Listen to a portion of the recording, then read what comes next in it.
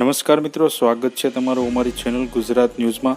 આજના તાજા અને સૌથી મોટા સમાચાર જોઈએ તો હવામાન વિભાગે કેટલાક જિલ્લાઓમાં આજે ઓરેન્જ એલર્ટ જાહેર કર્યું છે। સૌરાષ્ટ્ર અને કચ્છમાં પણ આગામી 48 કલાકમાં મુશળધાર વરસાદ પડી શકે છે, તો મધ્ય ગુજરાત અને ઉત્તર ગુજરાતમાં પણ ગાજવીજ સાથે ભારે વરસાદ વરસવાની શક્યતા હવામાન વિભાગે કરી છે।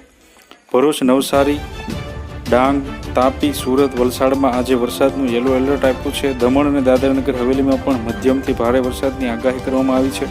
માછીમારોને દરિયો ન ખેડવાની સૂચના આપવામાં આવી છે। ઉત્તર ગુજરાત ઉપર ઓફશોર ટ્રફ અને સાયક્લોનિક સર્ક્યુલેશન સક્રિય થતાં વરસાદની શક્યતા છે। આવતીકાલે પણ રાજ્યના ભરૂચ, નવસારી, ડાંગ, તાપી, સુરતમાં યલો એલર્ટ આપવામાં આવ્યું છે। રાજ્યમાં 2 વરસાદી સિસ્ટમ એક્ટિવ થઈ છે।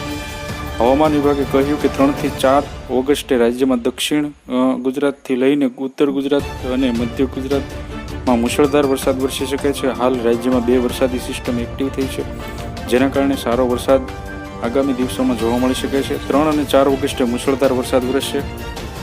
આ વર્ષે ગુજરાતમાં સામાન્ય કરતાં વધુ વરસાદની આગાહી કરવામાં આવી છે। તે પ્રમાણે જ અત્યાર સુધી સિઝનમાં 50%થી વધુ વરસાદ વરસ્યો છે।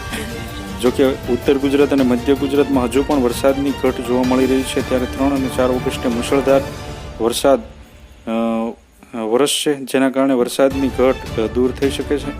આથી જો તમે અમારી ચેનલમાં નવા છો તો અમારી ચેનલને સબસ્ક્રાઈબ કરી લેજો, જેથી તમને અમારા નવા વિડીયોની માહિતી મળતી રહે।